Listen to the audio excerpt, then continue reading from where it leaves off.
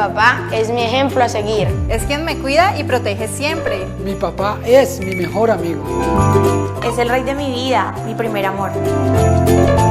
Mi papá es un guerrero y por eso lo amo. Calzado Romulus, comodidad y confort para ese al que consideras un guerrero. ACOGA, generadora de compromiso y confianza, promoviendo la inclusión, la integración, liderazgo y la participación del clúster de la gastronomía, la cultura y el turismo. ACOGA, Asociación Colombiana de Gastronomía. Transportes Especiales ACAR. Confianza en la vía, con sentido social.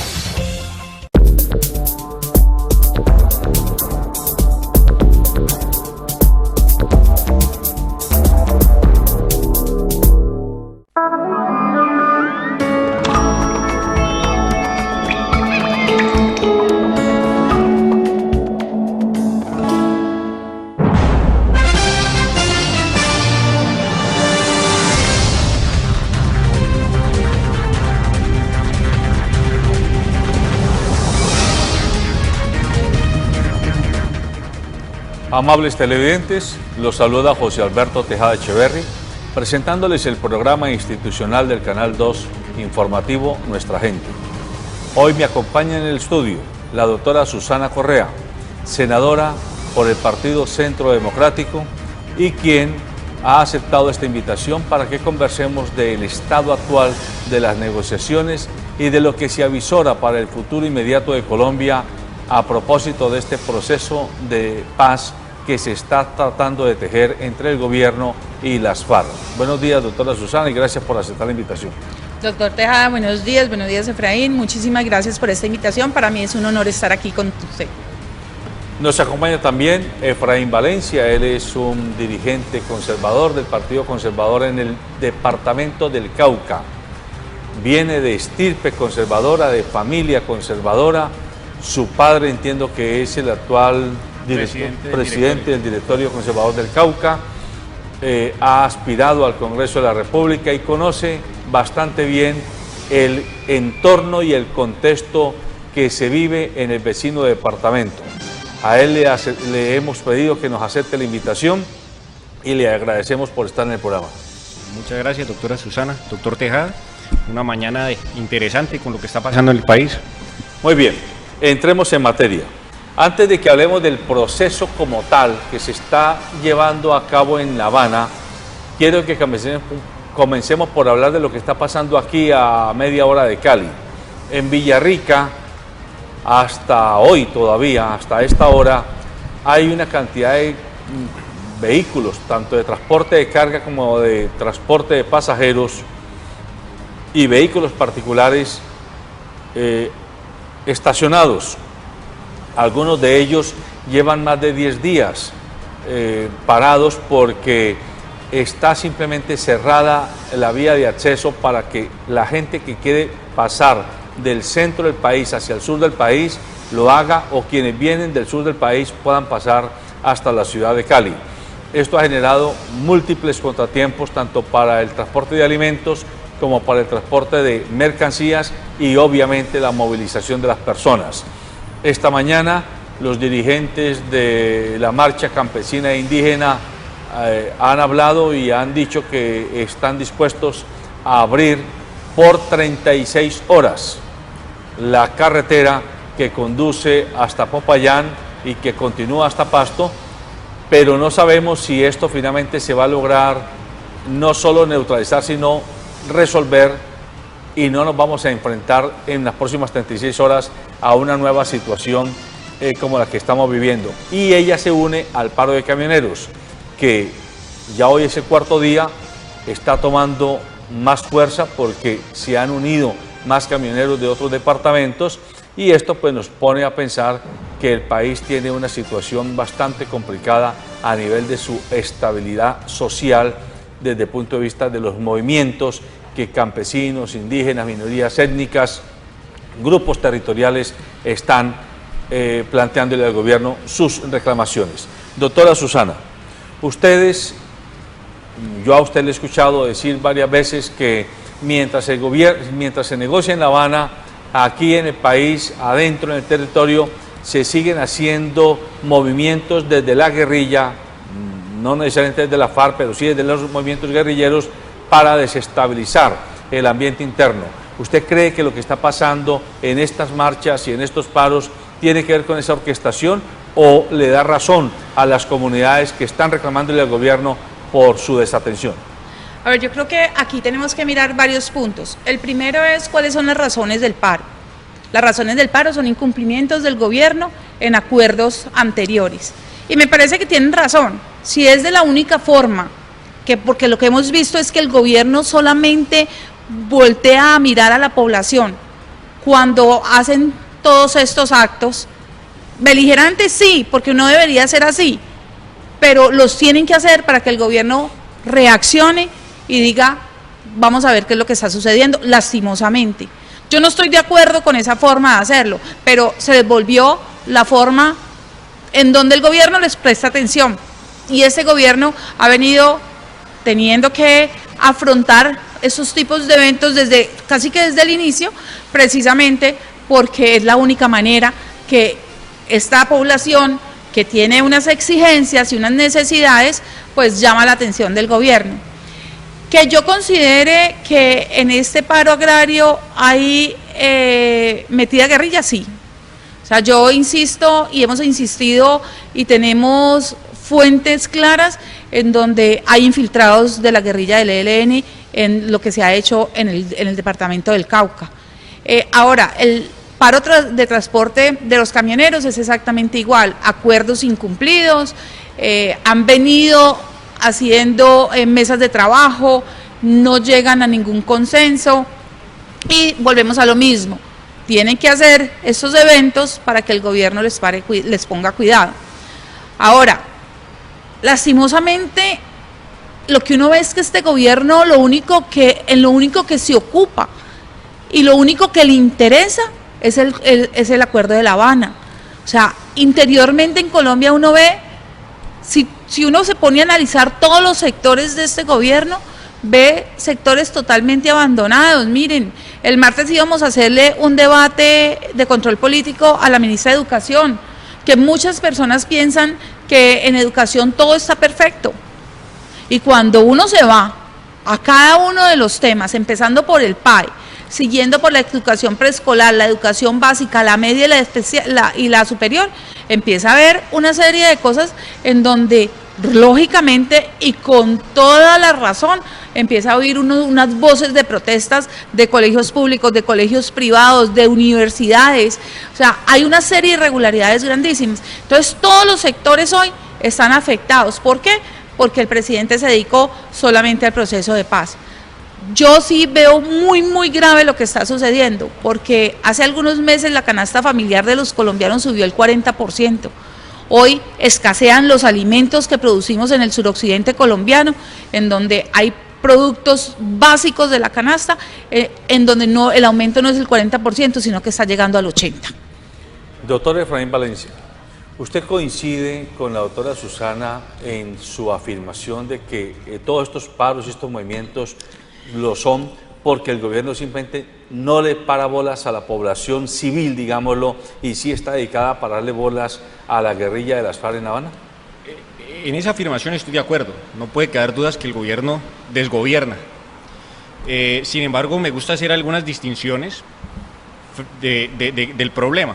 Me gusta distinguir entre indígenas y campesinos, que no son lo mismo, y me gusta distinguir los transportadores de carga, que son incumplimientos por aparte. Sí. Y para uno que viene del Cauca, a pesar de que quiero hacer la aclaración, llevo 13 años haciendo política en el Valle, pero conociendo la realidad del Cauca y moviéndome los dos departamentos de manera social, tengo que decir que a los indígenas se les ha cumplido todo. Veíamos ayer en un noticiero local de Popayán cómo una indígena denunciaba que el CRIC, que es la organización que más agrupa indígenas, no está infiltrada por la guerrilla, sino que comparte con la guerrilla, que son la misma guerrilla, que tienen acuerdos para comprar tierras, para pedir tierras y hacer rutas del narcotráfico en la montaña, dicho por una líder indígena, y lo decía con una preocupación muy bonita. decía que a ella le preocupaba que los mestizos, sus hermanos mestizos, se llevaron una mala impresión de los indígenas, por lo que un pequeño grupo de indígenas le estaba generando como imagen al país. Entonces, a los indígenas se les ha cumplido, entre otras cosas porque si no cerrarían más seguido la carretera, porque se ha vuelto legítimo el uso de estas medidas para presionar al gobierno. Eso pasa cuando uno pues negocia con grupos al margen de la ley, todo el mundo se siente con la autoridad de hacer lo suyo. Pero frente a los campesinos la situación es distinta y además no se ve en los medios de comunicación. Ve uno con sorpresa cómo no están ellos en las carreteras. Esto es una vaina indígena motivada necesariamente por la guerrilla. Hagamos este análisis. En el sur del Cauca, hacia el Bordo Cauca, tienen 200 reses de ganado. ¿Quién financia la huelga? ¿Quién financia la marcha? ¿Quién tiene la capacidad de reunir 200 reses de ganado para aguantar un paro? Eso necesariamente son unos dineros no fáciles de conseguir. La doctora Susana, que pues hace política, sabe que movilizar gente es muy costoso. Ahorita movilíceme el paro, ¿quién está financiando eso? Esa es mi posición frente al paro. Creo que se le ha cumplido a los indígenas, están presionando porque hay unas motivaciones guerrilleras, como lo denunció la indígena, la líder indígena, que agremia 24.000 familias, o sea, tiene representación, no representa a su familia, representa 24.000 familias, y ella tiene esa posición. Creo que ellos no tienen legitimidad para estar parando las carreteras. Y yo sí quisiera que alguna vez en este país hiciera un censo de cuántos indígenas son y cuánta tierra se les ha entregado, y si las tierras que se les ha entregado se están produciendo. Yo, por el contrario, soy amigo de que esas tierras se le entreguen a los campesinos, y yo no me opongo a la repartición de tierras. Yo, por ejemplo, estoy en la defensa de los consejos comunitarios de las negritudes. A las negritudes sí que se les ha incumplido los acuerdos, que es otro de los elementos de este paro. Desde la ley 70 no se ha cumplido con el número de hectáreas que las comunidades afrodescendientes necesitan. Y con todo, y que esto es un escenario oscuro, quiero dejar abierta la puerta para decir que, sin embargo, y a pesar de todo, estoy de acuerdo con el proceso de paz. No parece fácil decirlo, pero estoy de acuerdo con el proceso de paz, y espero pues en los siguientes minutos dedicarme a defenderlo. Bueno, pero entonces ustedes dos, de alguna manera, están tratando de plantear que aquí hay un problema de territorio, o bien porque, como usted lo afirma, se le ha entregado una tierra a indígenas, pero no ha pasado lo mismo con campesinos y con negritudes, o porque, como también yo he tenido la oportunidad de escucharla a usted, que ha insistido que la pretensión de devolver tierras o de entregar tierras a minifundios, especialmente pequeñas propiedades, a los campesinos y a las minorías étnicas, no resolvería el problema, porque se requiere inversión para poder explotar esos territorios, digámoslo, agrícolas o de agroindustria, y que sin el gran capital, sencillamente eso es una especie de saludo a la bandera, devolverle a 100.000 campesinos 300.000 hectáreas de tierra, pero si no tienen un músculo financiero detrás, sería complicado. Hace algunos años se generó un problema grave en el país porque se acusaba de que alguna firma de abogados, en acuerdo con alguno de los ingenios de aquí del Valle del Cauca precisamente, habían hecho una cantidad de empresas de sociedad anónima simplificada para montar proyectos agroindustriales grandes en los llanos orientales, donde el campesino quedaba simplemente como un jornalero. Usted ha defendido de que el campesino debe trabajar con el gran empresario del campo, y usted dice que al campesino hay que respetarle sus acuerdos y sus derechos territoriales a la tierra, valga la redundancia. ¿Cómo conciliar esas posiciones? Yo creo que están conciliadas. Yo no le veo que no tengan un cordón de relación. La verdad es que sí creemos que el campesino tiene que tener sus tierras. Quiero adelantarme que estoy totalmente de acuerdo con Efraín. Los indígenas son una cosa y los campesinos son otra, pero yo también pienso que en los acuerdos de los indígenas, que además quieren todo porque ellos consideran que el ancestro de ellos es lo más importante que existe, y que nosotros llegamos años después y que no tenemos ningún derecho a tener propiedades en esta tierra porque seguramente son de ellos, pero sí creo que algunos acuerdos de ellos también se les incumplieron. Pero lo que yo digo es, hoy nosotros, yo creo que está totalmente relacionado. Yo estoy de acuerdo que a los campesinos se les dé la tierra. Lo que no estoy de acuerdo es que los campesinos vayan y cultiven 1 hectárea, 2 hectáreas, 3 hectáreas, 4 hectáreas, y se tengan que venir a vender eso a lo que les dé el mejor postor, a una plaza de mercado, a una central de abastos. ¿Por qué? Porque eso es lo que está sucediendo hoy. Entonces, dependiendo de la oferta y la demanda, entonces los precios pueden bajar, que ni siquiera pueden cubrir el transporte de haber traído sus productos. ¿Qué es lo que queremos? Y de pronto, la vez pasada que hablamos, te lo dije. Yo, como en el Ministerio de Agricultura, hubiera organizado la agricultura en Colombia por clústeres, por productos de acuerdo a la temperatura, a la clase de tierra y a la altura.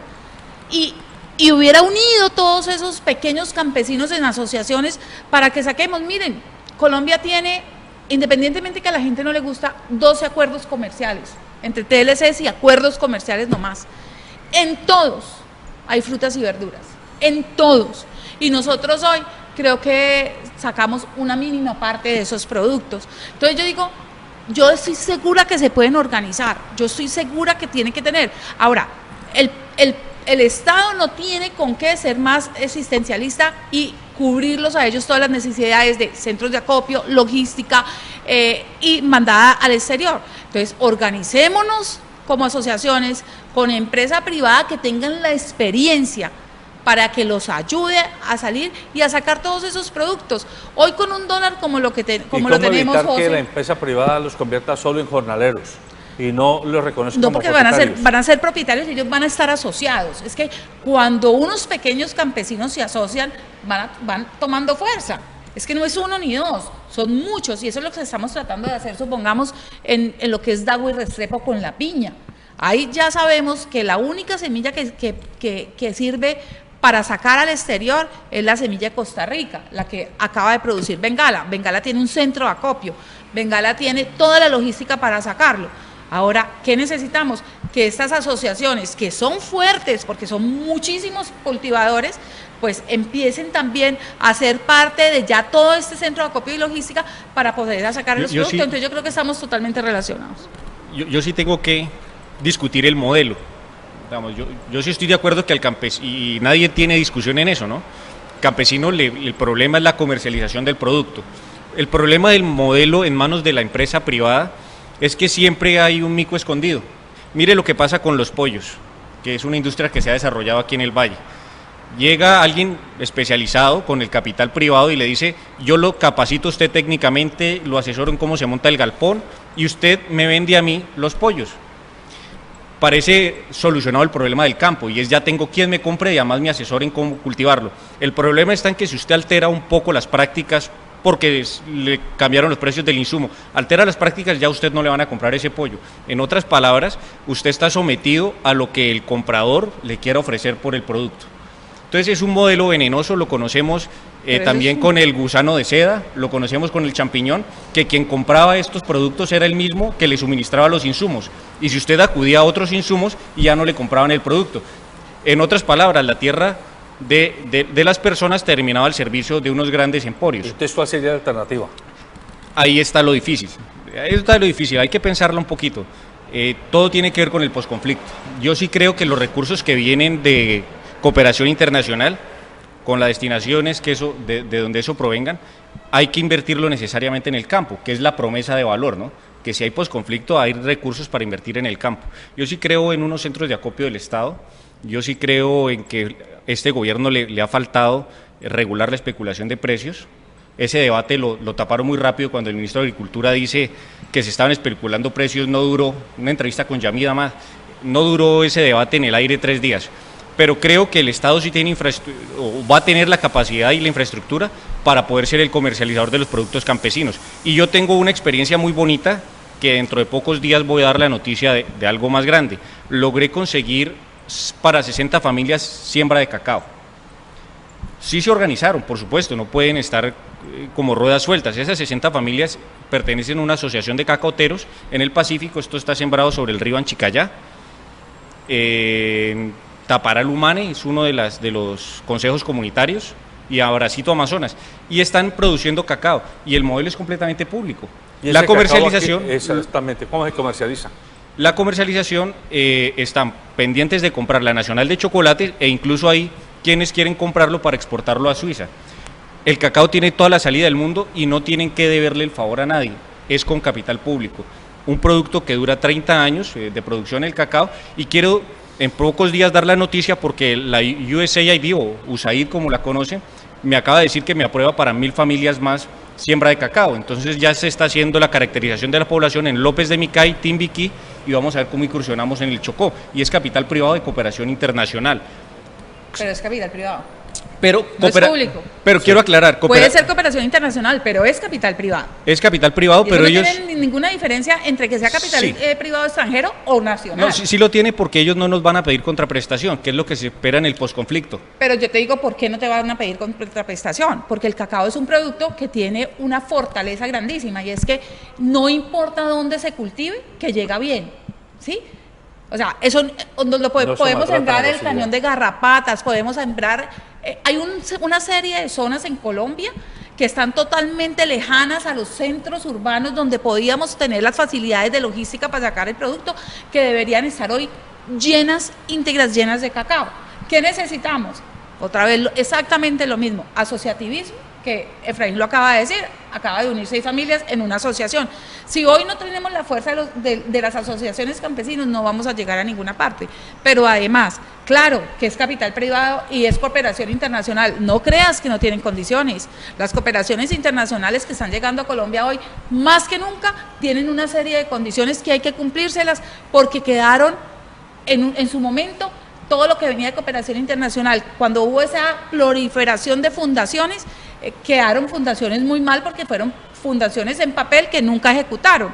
Entonces, hoy la cooperación internacional tiene una serie de condiciones, muchas veces muchísimo más estrictas que las mismas nacionales. Bueno, pero al margen de ese tema, para claridad de nuestros televidentes e internautas, aquí estamos hablando con 2 protagonistas políticos del establecimiento, para decirlo así con claridad. Tanto usted originalmente era conservadora antes de volverse uribista. No, mire, en mi casa, a ver, yo tengo una vena conservadora por el lado de mi mamá, nosotros somos Borrero, mi bisabuelo fue el primer gobernador del Valle del Cauca, conservadores, godos, azul de metileno, pero el lado de mi papá siempre ha sido liberal, pues yo tengo ahí como un morado. Bueno, entonces usted era una liberal con... Un morado. Bueno, en todo caso, 2 representantes del establecimiento político del país, y lo que estoy tratando es de ubicar el tema crucial de lo que se llame el posconflicto o el conflicto, digámoslo, y es la tierra, y qué hacer con la tierra, qué hacer con la gente que está no en las ciudades y que cuando no tiene tierra o cuando no tiene alternativas viene a las ciudades a llegar a la periferia y a los cinturones de miseria. En ese kit está el centro del problema que tendremos que encontrarle alguna solución, los que estemos de acuerdo y los que no están de acuerdo con el proceso de negociación que hoy se está adelantando. Porque no basta con que al campesino se le diga, usted fue desplazado, vaya para allá que ahí tiene 3 hectáreas. ¿Y qué hace con esas 3 hectáreas? ¿Y qué hace con el lulo que siembra? ¿Y qué hace con el tomate? ¿Y qué hace con la cebolla? Y si no tiene plata para financiar el cultivo, para pagar los jornaleros que requiere, para hacer un sistema de riego, para meterle abono y fertilizante a la finca, si no hay carretera por donde movilizar el producto, si no tiene quien le compre el producto, si quien se lo compra le pone las condiciones como dice Efraín. Yo soy testigo, doctora Susana y Efraín.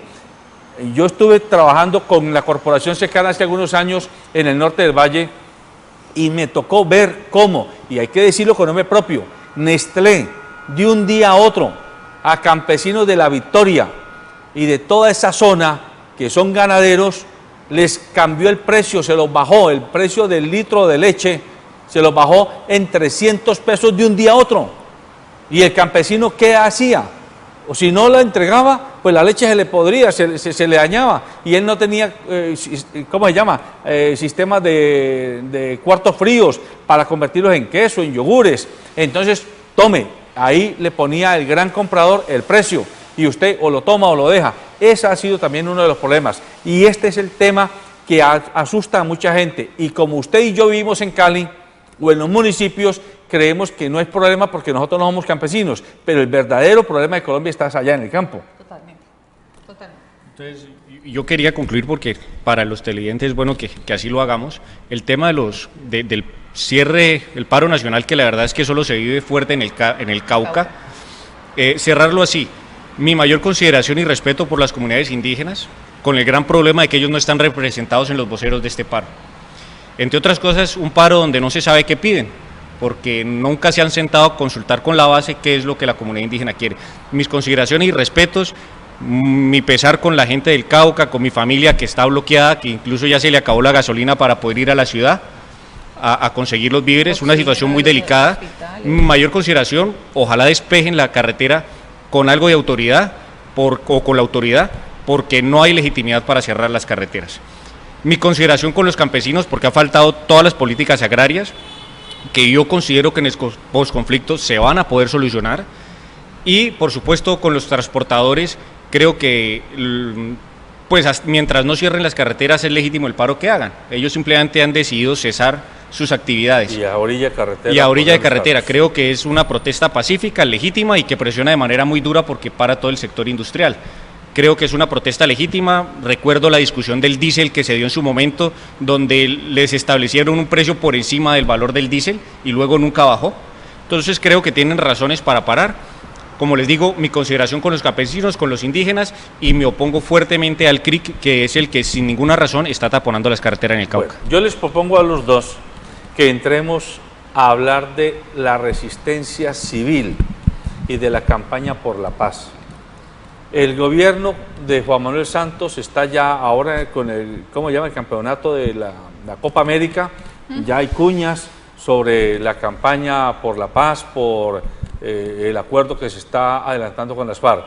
Y el expresidente Álvaro Uribe y ustedes, los dirigentes y militantes del Centro Democrático, están haciendo lo que llaman la campaña puerta a puerta por la resistencia civil. Andan con planillas pidiendo la firma de quienes no están de acuerdo con el plebiscito y el procedimiento de refrendación de la negociación que el gobierno está adelantando con las FARC. Doctora Susana, mi mamá ve este programa, mi mamá va a cumplir 80 años, tiene esta tercera primaria, no entiende palabras técnicas, en el lenguaje más llano posible, para ella y para todas las vecinas y vecinos que tienen condiciones parecidas. ¿Qué es lo que al final ustedes no quieren o quieren? Y la pregunta se la redondeo. ¿Ustedes están llamando a la guerra o están llamando a otro tipo de negociación, a hacer borrón y cuenta nueva y volver a arrancar desde cero? Bueno, primero que todo, yo quisiera decir qué es la resistencia civil, porque la resistencia civil se ha ido de pronto confundiendo un poquito con desobediencia civil. La resistencia civil es una acción política no violenta. Nosotros hemos dicho, nosotros estamos haciendo una resistencia civil pacífica, que le pueda explicar a la gente pública, que le pueda explicar a la gente lo que realmente está sucediendo. Es totalmente pacífica, entonces no lo podemos confundir. Resistencias civiles en el mundo hay muchísimos ejemplos, yo voy a dar simplemente dos para que la gente entienda. La de Gandhi, cuando se opuso a la colonización británica, o la de Martin Luther King, cuando empezó su lucha por la discriminación racial en los Estados Unidos. Era más pidiendo que se respetaran los derechos. Y fueron ambas resistencias civiles pacíficas, públicas, argumentadas. Es ese tipo de resistencia civil la que nosotros estamos haciendo. ¿Qué tiene adentro este proceso de nosotros? Nosotros estamos recogiendo firmas para dos cosas. La primera es para poner una demanda ante el acto legislativo por la paz. Ustedes saben que el acto legislativo, dentro de él hay una serie de inconstitucionalidades que las hemos venido viendo.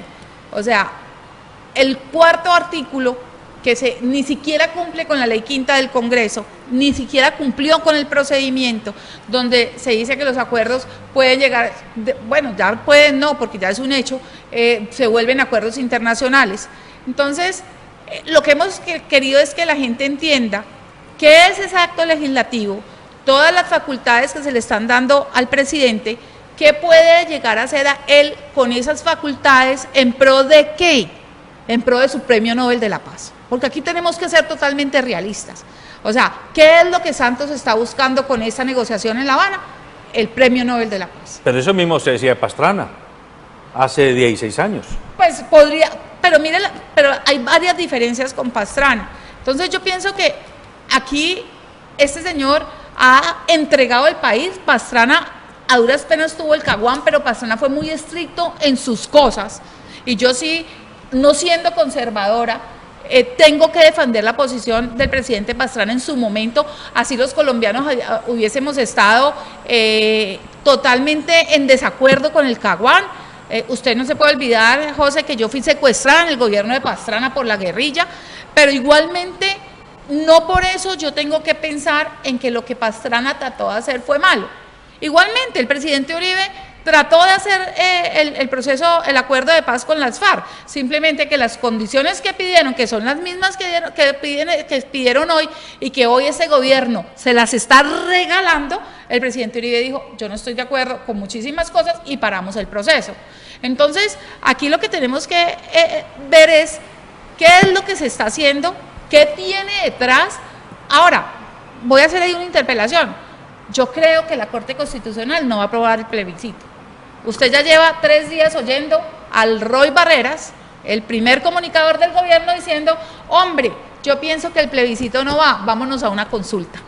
Y cuando el río suena es porque piedras trae. Entonces, ténganlo por seguro que ya el gobierno sabe que la Corte Constitucional no va a aprobar el plebiscito, bueno, entonces nos vamos a ir a una consulta. Pero doctora Susana, permítame, es que como el tiempo hay que irlo monitoreando, necesito que usted me responda. ¿Ustedes están invitando no a la paz para ir a la guerra? No, ya se lo dije que no. Es una resistencia civil, es una acción política no violenta. Pero cuando si uno se habla acaba, de no si se violenta, aborta este proceso, ¿qué sigue? No, miren, nosotros hemos dicho, nosotros estamos de acuerdo con la negociación de La Habana. Tenemos varios puntos en los cuales no vamos a negociar.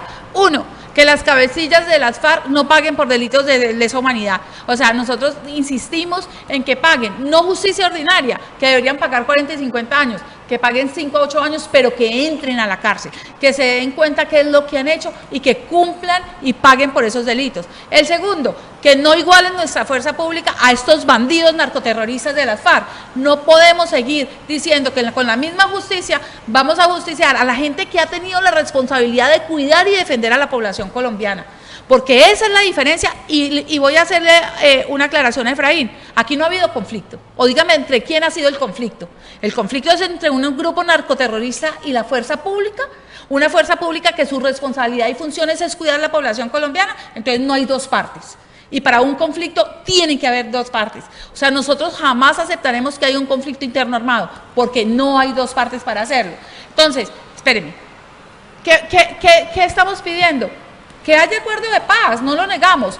Que eso vaya a traer o no la paz a Colombia, estamos totalmente afuera de tono. Aquí la paz de Colombia llega con iguales de oportunidades en la educación. Aquí la paz de Colombia llega con iguales de oportunidades en el campo. O sea, aquí llega la paz con otra serie de cosas. Y que la gente no siga soñando con el famoso posconflicto, porque ya Planeación Nacional dijo que valía 300 billones de pesos los 10 primeros años. Hoy tenemos un déficit fiscal. Hoy a Colombia, al presupuesto de Colombia de este año, le faltan 30 billones y no hemos tenido ni siquiera con qué cubrirlos. Bueno, dejemos que Efraín nos interpele. Sí, es que hay varias cosas que me gustaría recapitular. La primera, frente a Pastrana, recordemos que en el contexto de Pastrana no había Plan Colombia, no había un ejército formal, unas fuerzas profesionalizadas. ¿Y por qué quiero contextualizarlo? Porque tenemos que ahora que el Plan Colombia se redujo y que le están cambiando las destinaciones de uso del Plan Colombia. Luego, no es un Plan Colombia como le tocó al doctor Álvaro Uribe para disponer y usar en las fuerzas militares y combatir el narcotráfico. Las condiciones son menores e inferiores. Pues no son las mismas condiciones para enfrentar una guerrilla que se ha fortalecido en estos años.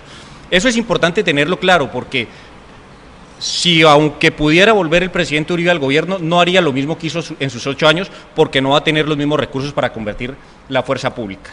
Tenemos un déficit fiscal, que eso son cifras públicas, eso no es, pues es de dominio público, para decir que cómo vamos a combatir una guerra con las finanzas que tenemos, con las los escasos recursos que tenemos. Eso era como para ponerlo en contexto. vamos a la pregunta que era sobre el... ¿Cómo llama? ¿Es la paz o es la guerra? Es la paz o la guerra. Y yo ya veo cómo hay unas... Y tengo que profesar mi respeto por el doctor Uribe, que es un hábil de la semántica. Yo ya veo cómo ha hecho algunos malabares de pasar de resistencia civil o afirmar en contra del proceso de paz. La última que le vi en el Twitter decía: los invitamos a firmar la proclama por la paz que queremos. Ya se ha matizado el discurso. Y yo quiero, como no tengo la fuerza de los antecedentes porque no está en el gobierno ni en ningún cargo público, quiero sí decirles qué va a pasar en el futuro, de manera que si se cumple esa condición, digan Efraín tenía la razón. Yo sí quiero anticiparles que lo que va a pasar es que Uribe y quien haga sus veces va a ser vicepresidente del doctor Vargas Lleras. Eso está acordado. Pero ¿eso por qué lo van a hacer así? Quiero anticiparme para que puedan darle validez a las palabras ahorita. Bueno, está anticipando, lo sabe todo el mundo. Eso es lo que dice toda la gente. Pero Vargas Lleras pertenece al gobierno del doctor Santos, ¿no? Entonces, ¿qué se está tejiendo entre manos? Ya que usted se lo confirma a la gente que no está tan enterada de la política. ¿Eso por qué ha sido así? Yo no estoy confirmando, yo estoy diciendo que hace rato se está oyendo. Con el doctor Vargas Lleras. Hace rato se está oyendo, Bueno, yo no estoy confirmando nada. ¿Y por qué se presenta ese fenómeno? Miren, es lo mismo que cuando yo le digo a la doctora Susana, no vaya para Caloto, doctora Susana, no vaya para Caloto, doctora Susana, y ella quiere ir y se empeña en ir a Caloto. Entonces yo le digo: doctora Susana, si usted va a ir a Caloto, yo la acompaño, que yo sé cómo se va. Lo mismo están haciendo en Centro Democrático con el pueblo colombiano. Le están diciendo: no vaya para el proceso de paz, no vaya para el proceso de paz, no vaya para el proceso de paz, pero si van al proceso de paz, vengan conmigo, que yo sí sé cómo es esa vaina. Y por eso Vargas Lleras se está desmarcando de Santos, no se pronuncia, no dice nada, porque ellos van a decirle al pueblo colombiano en su momento con Uribe, van a decirle: ya que Colombia quiere el proceso de paz, háganlo con nosotros, y van a seguir en el gobierno. Es una estrategia de mercadeo, porque él es, con todo mi respeto, un hombre muy hábil para manejar el lenguaje. Pero entonces ya está acordado, hay un tema inmoral de fondo, ¿no? Está muy equivocado, demasiado equivocado. Y termino, y para que me interpele, y termino diciéndole: yo, doctora, di la pelea en su momento de la semántica, si había conflicto armado o no. Claro, el lenguaje tiene un poder jurídico de fondo, y es que se podía declarar un estado de beligerancia si hablábamos de conflicto armado. Pero he llegado a un punto, y esa discusión pues se dio hace más de 4 años, y yo la defendí como conservador, que no podía ser un conflicto interno, pero he llegado a un punto en que entendí en que Colombia no resiste más. Las esperanzas se han frustrado demasiado, la necesidad es mucha, y creo que la única solución es esa promesa de esos recursos que llegan al campo. Creo que jurídicamente tiene que haber un perdón de corazón, y ya cada quien verá si perdona. No creo que los colombianos lo hagamos, pero jurídicamente tiene que haber un perdón para que llegue el proceso de paz, porque en el fondo lo que necesitamos es que los recursos lleguen a la economía, porque las finanzas públicas están quebradas. ¿Pero cuáles recursos? Bueno, pero a ver, y quiero darles mi visión de cómo funciona. Y yo entiendo a los colombianos, a esos guerrilleros, a esos campesinos, a esos indígenas, a todos nosotros. Entiendo a los colombianos como víctimas pasivas del narcotráfico. Yo así veo a Colombia. Yo me preocupo incluso por el guerrillero, porque también es connacional. Otra cosa es que también quisiera que pagara cárcel, pero es nuestro connacional, y tiene unas connotaciones históricas que lo privaron de oportunidades. Entonces, con esa visión humanista, donde la guerra la financian los consumidores de droga en Estados Unidos, donde la guerra la financian los consumidores de droga en Europa, hay que entender que el enemigo está afuera, y que nosotros ponemos los muertos y nosotros ponemos las finanzas. Y yo sí veo con buenos ojos que, entendiendo que el enemigo está afuera, hagamos una concesión interna para parar ese flagelo de la guerra. Muy bien, antes de darle la palabra de nuevo a la doctora Susana, que se despacha para interpelar su planteamiento, doctor Efraín Valencia, muéstreme la nota en la que yo le pregunto al expresidente Uribe hace 8 días, aquí en Cali, qué es lo que él quiere con este proceso de resistencia que está convocando. Usted dice que el propósito de Centro Democrático con la campaña es que si gana el no, es para reorientar el proceso. Explíquenos qué significa reorientar. El presidente de la República, primero, en el plebiscito no permite sino una pregunta. Muchos colombianos quisieran varias preguntas, porque si a mí me preguntan, quiero la paz, yo soy abuelo, padre, familia, digo que sí.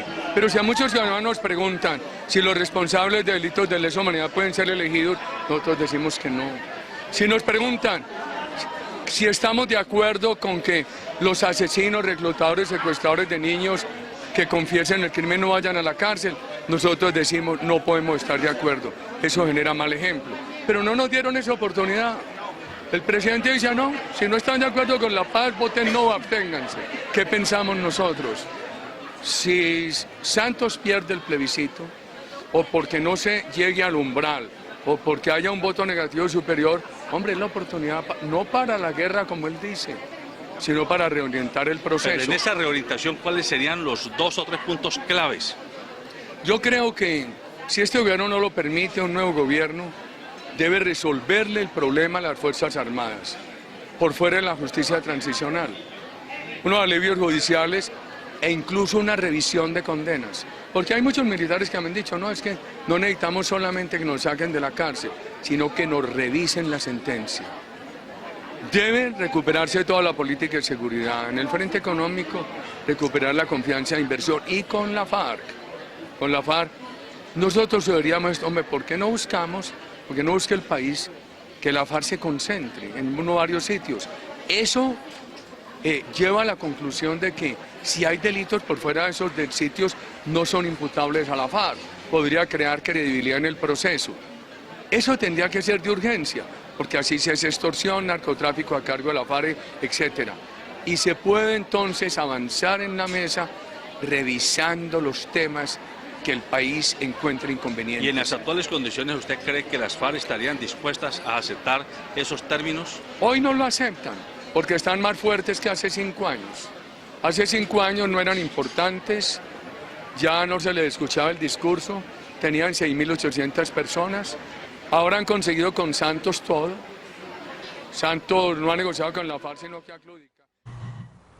Doctora Susana, ahí tiene usted a su jefe en las respuestas que da sobre las preguntas. Sí, yo creo que nosotros todos tenemos el mismo guión. O sea, nosotros en diferentes palabras todos decimos lo mismo al final.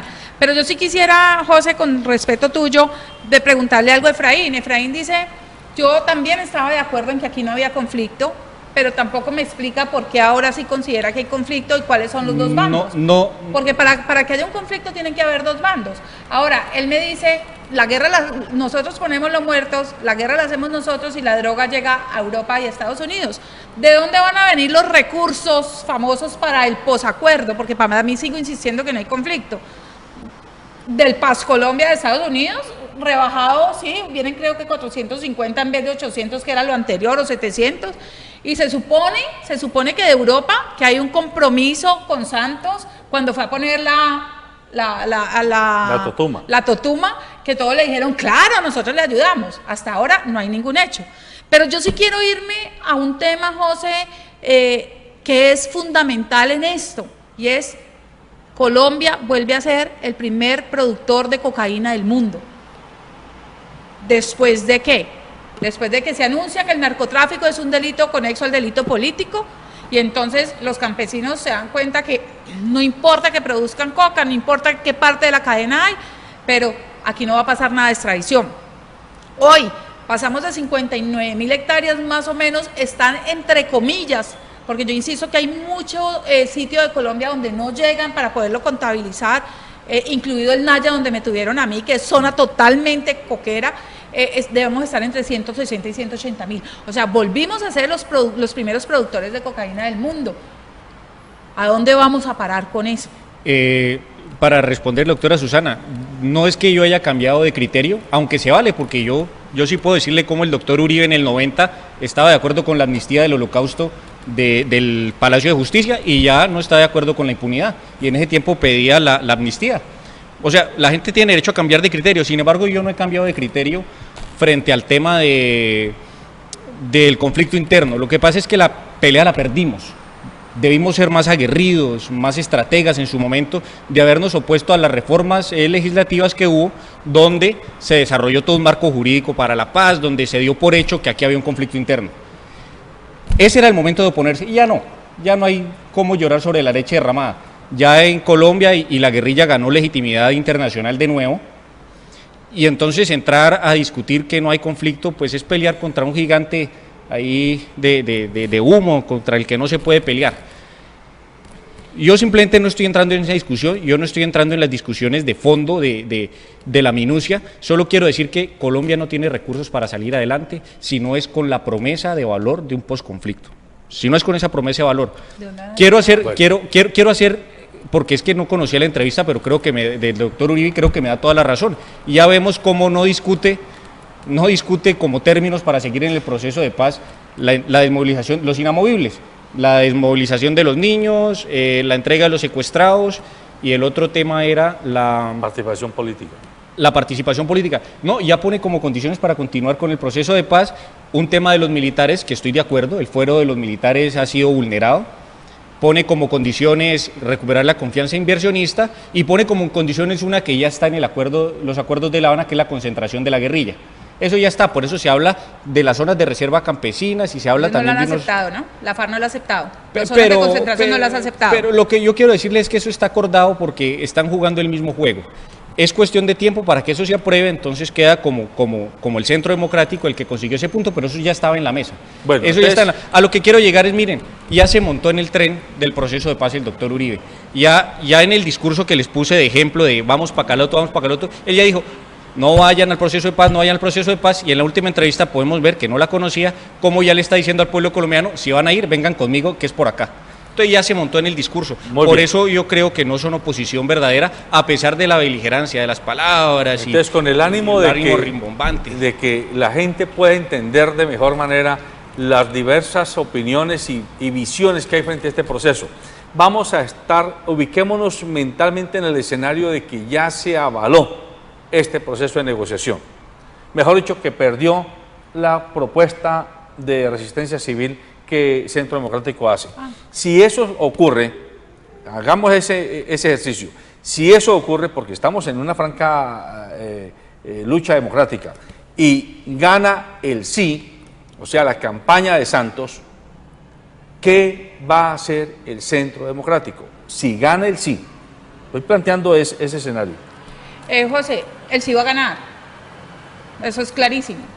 O sea, todas las condiciones que le han dado al proceso de paz para que gane es un hecho. O sea, nosotros lo tenemos clarísimo.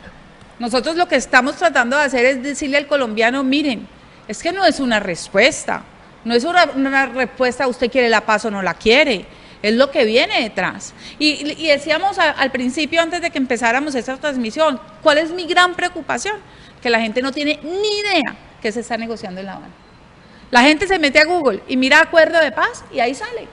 Ahora, claro, hoy no hay nada, porque ellos mismos dijeron, hasta que todo no esté negociado, no hay nada negociado, y cada punto, empezando por el primero, pues tiene alrededor de 28 salvedades. Entonces, hoy, la verdad, no hay nada negociado, pero todo lo tiene el gobierno listo. Usted lo ha dicho, José, hemos visto en la Copa América toda la plata que le están metiendo al proceso de paz, toda la plata que le están metiendo al sí, porque cuando el proceso iba a salir del Congreso, en el Senado ganó que los recursos de financiación eran igual para el sí y para el no, porque hombre, aquí estamos hablando de mitad de Colombia que no quiere este proceso. Aquí no estamos hablando de 10 o 15 o 20 personas. Aquí estamos hablando de que mitad de Colombia está en desacuerdo con este proceso. Pero vuelvo a... con lo que se está negociando. Entonces, ¿qué pasa? Esto está hecho. ¿Qué vamos a poder nosotros hacer? Seguirle diciendo a Colombia, mire lo que está pasando. Una más, José. Efraín dice que aquí el sueño colombiano, como el sueño americano de esos que entran a Estados Unidos, va a ser el posconflicto. Por Dios santísima. Por Dios santísima. Hoy tenemos un hueco fiscal de 30 billones de pesos y el posconflicto o el posacuerdo para mí vale 300 billones de pesos. ¿De dónde los vamos a sacar? Hombre, a mí, si hay algo que me da rabia es que le mientan a los colombianos. Si hay algo que me enfurece es que pongan a la gente a que tenga esa esperanza de que aquí todo va a cambiar cuando se haga un acuerdo en La Habana con un grupo narcoterrorista. Pero si nos quedamos como estamos, ¿será mejor? Yo creo, a ver, vuelvo e insisto, nosotros también queremos el proceso de paz, no nos acoplamos a algunas condiciones de ese proceso. Lo hemos dicho desde siempre, no estamos cambiando el discurso ahora. Nosotros somos oposición, quiera usted o no reconocerlo, somos oposición. Ahora, que nosotros consideremos Por Dios, ¿cómo no vamos a estar de acuerdo con el proceso si Uribe también trató de hacerlo? Que no estamos de acuerdo con la negociación de La Habana es otra cosa. Que no estamos de acuerdo con unos puntos clarísimos que lo hemos venido repitiendo. Yo creo que llevamos 2 años repitiéndolos. No es ahora, llevamos 2 años Susana, repitiéndolos. Pero aquí no le mienten a Colombia. Aquí no van a ver los 300 billones para hacer ese sueño colombiano de que todos están hablando del famoso posconflicto, que para mí no es posconflicto. Pero no le mientan, porque aquí no va a haber eso. ¿De dónde van a sacar los 300 billones de pesos? Pero imaginemos un poco para poder darle desarrollo a sus palabras. Bien, supongamos que los puntos del Centro Democrático, que son los únicos puntos que discuten frente al proceso de paz, supongamos que esos puntos se les concede al Centro Democrático y se les aprueban. ¿Soluciona el huesco fiscal de los 300 mil millones de pesos? No lo soluciona.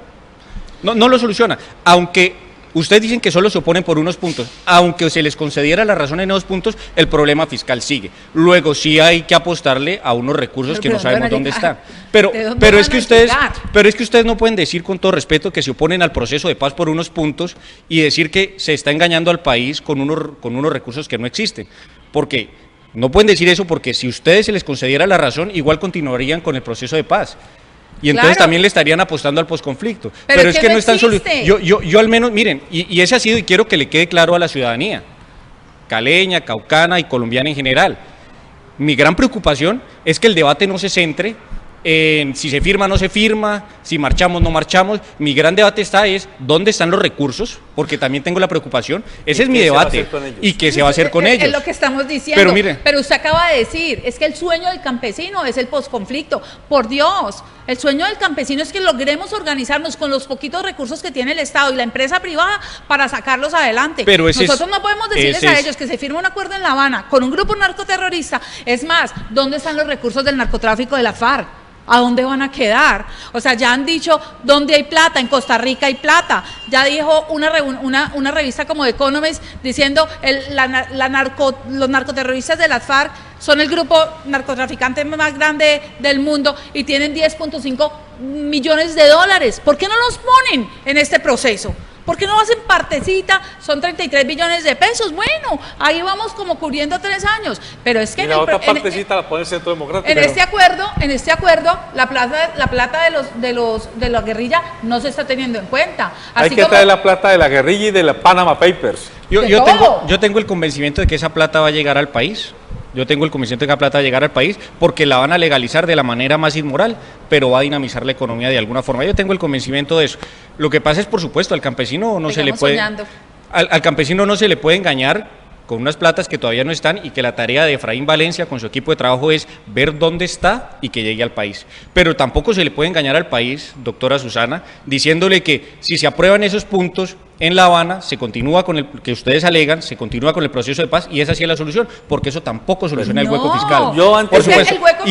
El hueco fiscal va a seguir. Yo lo que digo es, miren, independientemente que se firme la negociación en La Habana, los recursos que ustedes llaman para ese sueño colombiano que se llama posconflicto, de acuerdo a ustedes, no están. Entonces, ¿por qué no le decimos a la población qué va a pasar después de que se firme? Puede que no pase nada y que Colombia siga igualito, simplemente con unos cabecillas de la FARC negociados, porque ahí hay otro problema grande que son las bases de la guerrilla. Y usted, Efraín, yo creo que si está en el Cauca ya se tuvo que haber dado cuenta, porque yo, vallecaucana, ya tengo fuentes en donde le doy un ejemplo: el páramo de Las Hermosas, un camión lleno de brazaletes del ELN en una zona de Catatumbo netamente fariana. Entonces díganme qué es lo que está pasando aquí. Las bases de las FARC no se van a desmovilizar, a no ser que logremos desmovilizar todas las guerrillas, y aparecerán, óiganmelo bien, aparecerán otros grupos. Pero entonces con eso estamos haciendo un llamado a la inamovilidad, es decir, quedémonos quietos porque si matamos esta serpiente, brota otra serpiente por aquí, entonces mejor dejémosla que se reproduzca. No, José, pero sí tenemos que decirle a la gente lo que está sucediendo y la realidad de la situación. O sea, yo insisto muchísimo, claro que nosotros queremos, miren, a mí me fascinaría recorrerme los farallones. Yo ya los conozco, pero los conocí como secuestrados. Pero doctora Susana, usted y el doctor Valencia, ustedes dos son dos políticos en activo. No es un problema de sentido común que lo único que se requiere es que exista Estado de verdad en todos los territorios del país, que el Estado no se reduzca a ir a hacer una toma o una retoma militar en una zona y después quedemos de nuevo sin vías, sin agua, sin alcantarillado, sin energía, autoridad, sin salud, sin educación, sin comida, sin comercialización, sin plata. Si la gente no tiene eso, si el Estado no llega allá y se queda solamente en 2 o 3 focos de atención, no va a haber ninguna posibilidad de conflicto o posconflicto o preconflicto. Quiero hacer una claridad, de pronto también va a ser bien polémico este tema, pero miren, yo sí estoy de acuerdo, como lo estuvo el doctor Álvaro Uribe en la amnistía para el M-19 por el Holocausto en el año 90, yo sí estoy de acuerdo que nosotros jurídicamente podemos perdonar a los guerrilleros, jurídicamente. Yo no le puedo pedir a nadie secuestrado, familiares de uno que han sido atacados, les han hecho atentados, y a uno como familiar, pues uno no puede... a uno no se le puede pedir el perdón a los guerrilleros de corazón, el acto de contrición. El que lo quiera hacer, allá en el fuero interior de cada quien. Yo no creo que haya problema en indultarlos, que salgan a la calle, que se muevan. Yo no tengo problema con eso. Entre otras cosas porque si la gran interrogante es dónde está la plata de la guerrilla y que no va a llegar al país, pues no nos debería preocupar que un guerrillero esté indultado porque va a caminar sin plata. Pero por el contrario, si lo que nos preocupa es que el guerrillero esté suelto y con plata, quiere decir que la plata sí regresó al país. O sea, hay dos escenarios. Una guerrilla indultada y con plata, quiere decir que la plata ingresó al país y que lo que deberíamos preocuparnos por el posconflicto es ver cómo ese dinero que regresa al país se invierte en el campo, o el otro escenario es una guerrilla indultada, pero sin dinero porque el dinero nunca regresó al país, que ese no nos debería preocupar porque no creo que nadie en la sociedad colombiana pues los aprecie y los valore.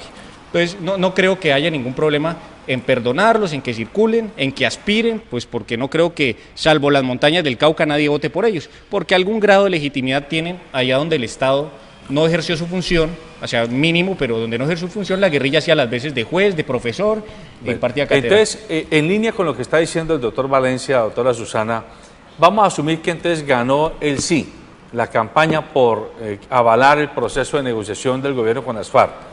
Y usted es ahora senadora, y le toca, y de pronto usted vuelve y repite en el Senado, en el Congreso, y a usted le va a tocar vérselas con Catatumbo, con Iván Márquez, con Santrich, hasta con Timochenko. A ver, vamos a imaginarnos ese escenario, que usted está haciendo ya no un debate aquí en un canal de televisión, sino un debate en el Congreso, y aquí a su lado tiene no a Efraín Valencia, sino a Timochenko, o a Iván Márquez, o a Catatumbo. ¿Cuál va a ser su actitud como política y como ciudadana colombiana? Pues con ellos depende cómo ellos se reinserten a la sociedad, porque ellos pueden cambiar de parecer, aunque yo no creo, seguirán siendo bandidos y seguiremos nosotros siendo totalmente oposición a lo que ellos piensen. O sea, aquí es un tema es que es más, la FARC se volvió un grupo narcoterrorista, ellos no tienen ideología, y te lo digo yo que estuve con el ELN muy cercana a grupos de las FARC en el Naya. De pronto el ELN, uno decía, por esa forma de sus curas, líderes, por ahí tenían alguna cosa de cooperación con los campesinos, nosotros podíamos quedarnos sin lentejas, pero don Mereco, que vivía arriba, que no tenía dientes, que era el único que podía comer, pues las lentejas iban para él. Todavía tienen más o menos una visión de estos, pero la FARC no tiene ni siquiera ideología para que uno diga, uno lo respeta como al M-19, porque el M-19 sí tenía una ideología, el M-19 eran unas personas totalmente estructuradas. Ahora, Efraín, no podemos confundir, nosotros decimos los cabecillas, nosotros no queremos que la base de la FARC vaya a la cárcel, porque es que eso lo único que han hecho es seguir direcciones. O sea, miren, son también víctimas del proceso, de la situación. A mí, ¿quién me cuidaba en mi secuestro, José? Un pelado de 14 años, 3 pelados de 18 años que ninguno tenía más de cuarto primario. El que era el jefecito de la compañía, que tenía 28 años, un muchacho empírico, leía muchísimo. Yo a veces me despertaba a las 3 de la mañana y veía el mechero y el hombre dándole a los libros, aprendiendo como la ideología de su guerrilla. Esos eran los que me cuidaban. Y un viejo de 55 años o de 60, él ni siquiera sabía cuántos años tenía, que no sabía ni leer ni escribir.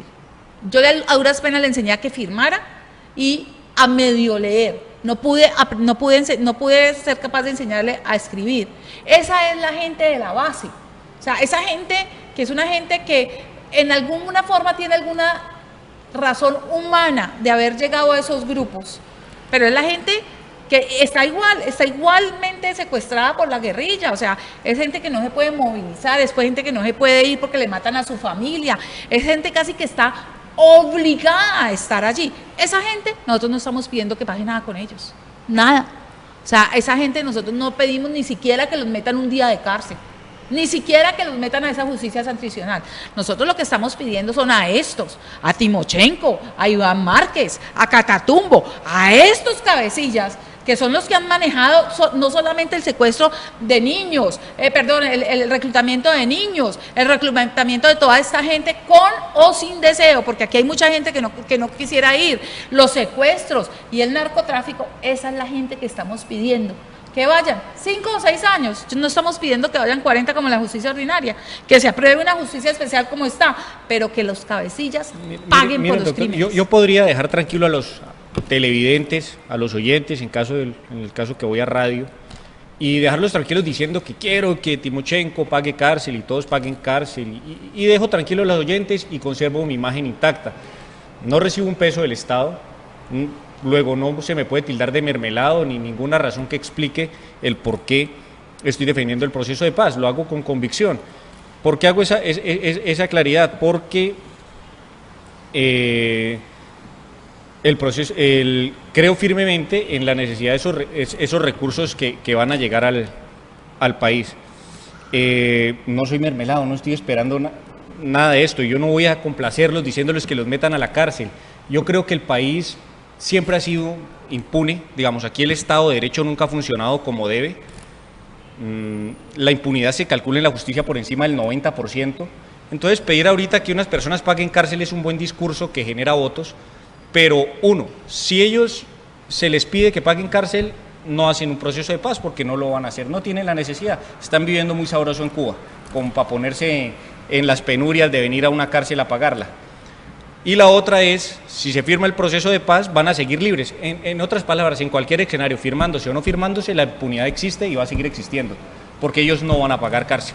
Si se firma o no se firma. Luego, entonces, yo lo que pido es que seamos pragmáticos. Si ellos no van a pagar cárcel, entonces trascendamos, demos la pelea, porque ya como usted lo reconoce, y me parece un punto de vista humanista también, muy bonito además de haber sido usted secuestrada, que lo diga usted es mucho más bonito, le da más fuerza al argumento. Y es que los guerrilleros de base no tienen por qué pagar cárcel si son víctimas pasivas de este conflicto. Lo hemos dicho siempre. Del no narcotráfico. Lo digo yo, lo hemos dicho siempre. Bueno, lo han dicho siempre. Pero bueno, ustedes pretenden que pague cárcel una gente que si se le pone como condición que la pague no firma el proceso de paz, luego ese guerrillero va a seguir recibiendo órdenes. Seamos pragmáticos, ellos no van a pagar cárcel porque nosotros los pidamos. Eso nos puede servir como discurso para conseguir votos, pero Colombia siempre ha mantenido al pueblo dividido con dos peleas para conservar el poder entre los mismos, y lo dice un conservador de línea conservadora de generación tras generación. Puedo remontarle hasta tatarabuelos ocupando cargos públicos. Pero bueno, a lo que quiero llegar es, Colombia, yo invito a que votemos por el sí en el plebiscito, porque tengámoslo claro, impunidad sí va a haber. Es un tema que nos duele, pero nosotros sabremos contar la historia correcta a nuestros hijos. Sobre ese tema, con ese tema quiero cerrar porque nos hemos extendido un poco más, pero yo tengo que tratar de respetar los horarios de programación porque si no se me altera todo en la parrilla del canal. Hay otro factor que angustia a muchos sectores de opinión y es el riesgo, a ustedes les angustia el riesgo de impunidad para los cabecillas. Y a mucha gente colombiana, yo me incluyo entre ellos, nos angustia el riesgo de que vaya a ocurrir otra matanza, otra persecución, otra mano negra como la que vivimos en los años 80 con la Unión Patriótica y comiencen a matar quienes tendremos que identificar a quienes hayan estado vinculados a la guerrilla o hayan sido afectos al proceso. Porque como no pagaron cárcel, entonces acabémoslos. Ese riesgo es inminente en el país. En el ánimo colectivo también lo hay. ¿Cómo enfrentar eso para que esto no vaya a ser otra tizón que prenda de nuevo la hoguera, doctora Susana? José, me rajaste. porque esa es una preocupación y creo que lo hablamos la vez pasada que estuvimos en una reunión en donde nos estaban contando todo lo que se está gestando en Colombia en relación a al después de la firma de este acuerdo.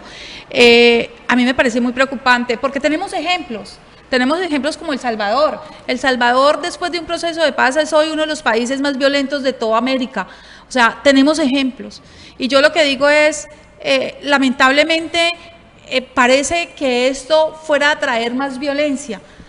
Nosotros no estamos de acuerdo con la violencia. Si en algo queremos es que se vaya terminando este conflicto con este grupo narcoterrorista, precisamente para uno volver a activar los campos, para uno para poder ir a los ríos. Yo pienso que Colombia es una riqueza natural espectacular y hay muchísimos sitios que nosotros no conocemos precisamente por miedo a ir a esos sitios porque están cubiertos por las guerrillas, no solamente las FARC, aquí tenemos más guerrillas, pero me preocupa muchísimo el crecimiento de las BACRIM, de las bandas criminales hoy, que tienen un crecimiento puede ser hasta mayor que las FARC, y me preocupa muchísimo lo que tú acabas de decir, que de pronto somos ajenos a ello porque no lo tenemos muy claro de qué se puede estar armando en contra de toda esta gente que puede salir en este proceso de paz y que ya hemos oído versiones que no sabemos si son reales o no, pero que la preocupación existe. ¿Qué hacer? Yo creo que es invitar a los colombianos precisamente a que si lo que queremos es un país mejor, que ayudemos a que estas cosas no sucedan, pero indiscutiblemente están ahí en la mesa y de verdad mi preocupación es grande. Yo sí creo que el Colombia tiene unos ejemplos a seguir y es una vez firmado el acuerdo con la guerrilla, indiscutiblemente y en todo proceso pasa, aumenta y crece la violencia en las ciudades. Colombia ya lo vivió cuando el Frente Nacional. Casualmente el primer gobierno fue de un Lleras, donde se dedicó a indultar a las guerrillas que no se quisieron desmovilizar. Recordemos que el Frente Nacional logró una paz entre guerrillas conservadoras y guerrillas liberales. Vino el primer gobierno de Lleras, de la Fuente, Lleras Camargo, y se dedicó a indultar y eso alborotó la violencia en el país aún más. Luego vino el gobierno de Guillermo León Valencia, que fue autoritario, que logró ponerle con corte militar frenar la violencia que se había alborotado y se apaciguó la guerrilla en un gran número. Traigámoslo a presente. Espero que no llegue Lleras a la presidencia, so pena de que repita la misma barbarie de su ancestro, de ponerse a indultar. Yo sí creo que necesitamos un gobierno duro de verdad, una vez firmado el acuerdo con la guerrilla, para que el guerrillero que no se quiera desmovilizar tenga la mano dura, como la tuvo Guillermo León Valencia en su momento, de parar los brotes de violencia que surjan del posconflicto. Muy bien. En el posconflicto. Muy bien, amables televidentes. Lamentablemente el tiempo no nos da más. Hemos tenido una interesante conversación con la senadora Susana Correa y con el político conservador del Cauca, Efraín Valencia.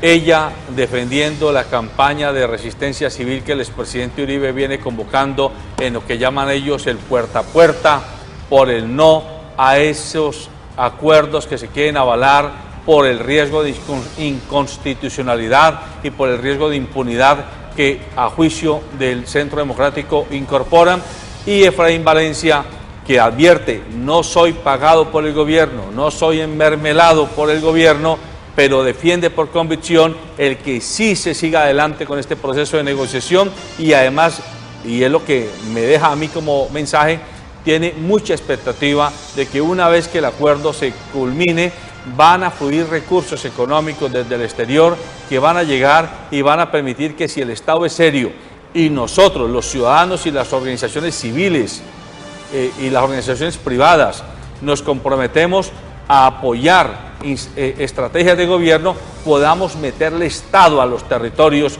donde el Estado ha brillado siempre por su ausencia. A ambos les agradecemos y esperamos haber contribuido a que usted, amable televidente, le quede más claro el panorama que vive Colombia en esta hora crucial de su historia. Buenos días.